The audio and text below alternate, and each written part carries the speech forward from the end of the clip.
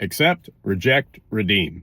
1 Corinthians 10:23. All things are lawful, but not all things are helpful. All things are lawful, but not all things build up. So I have a really simple tool for you today, and this is how I kind of quantify, like, should I be watching something? Should I be using this set of media? And for this tool, it breaks down just into 3 easy parts: accept, reject, or redeem. Now, the first one is accept. That is just something that can be flat out accepted. A solid sermon, a really good worship song, praise song, something that is biblically grounded, something that has biblical themes, something that points directly to God and is honoring to Him.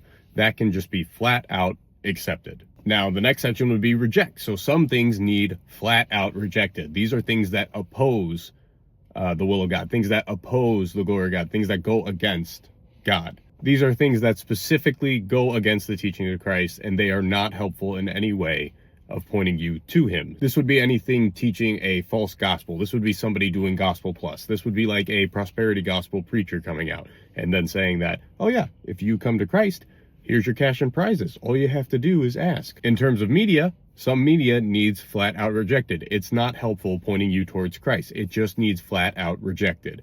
Like if I saw posters for the Magic Mike movie night at a church, I would think that one probably needed to go through the elders before. That's an issue. And then the third category is redeem. Now this is going to be the toughest one to figure out.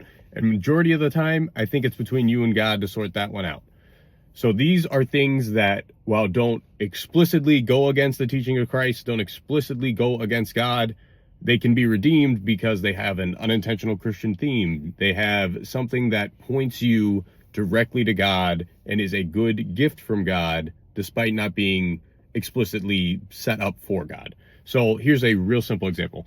I love listening to Johnny Cash. I can listen to any of his songs, and because I know his story, it points me directly to God just to hear his voice sing. So I can listen to a song like Cocaine Blues and boom, I'm still thinking of God. I'm still being pointed to Him because I know that man's story. But at the same time, there's a lot of music I've had to cut out entirely. The lyrics just are not honoring to God. They completely pull me away from God. When I'm listening to them, I am not focused on God. It's not pointing me to Him. It is just a distraction. It is some kind of escapism to listen to it. So accept, reject, redeem. So those are the 3 categories. If you want a practical way of asking yourself, go, is what I'm watching right now, is what I'm listening to right now, is this helpful for pointing me towards Christ, or is this hindering my walk? And if it's hindering, you got to reject it. If it's helpful, you can put it in the redeemed or accept category. But those are like the 3 options you got with all media. And like I said, for that redeem category, that one is tough to figure out. You're going to have to pray to God, and you're going to have to see the effect certain things have on you. And you're going to have to pray to God,